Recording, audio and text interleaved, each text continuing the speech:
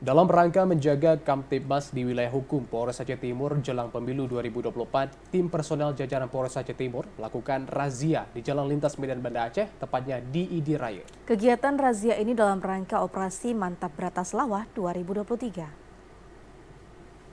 Polres Aceh Timur melaksanakan razia gabungan yang terdiri dari TNI, Polri, dan sejumlah polsek yang berada di 5 kecamatan.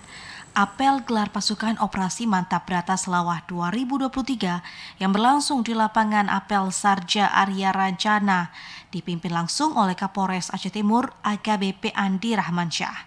Melalui Kapolsek Darul Aman Ibtu Samsul Bahri, ia mengatakan kegiatan razia ini diikuti aparat gabungan TNI dan Polri. Kegiatan ini sebagai persiapan akhir dalam rangka pengamanan pemilihan umum serentak 2024 mendatang. Terhitung mulai 19 Oktober 2023 sampai 20 Oktober 2024, para personel akan bertanggung jawab menjaga keamanan selama proses kampanye, pemungutan suara, perhitungan suara, dan tahapan-tahapan lainnya yang terkait pemilu dan pilkada serentak 2024.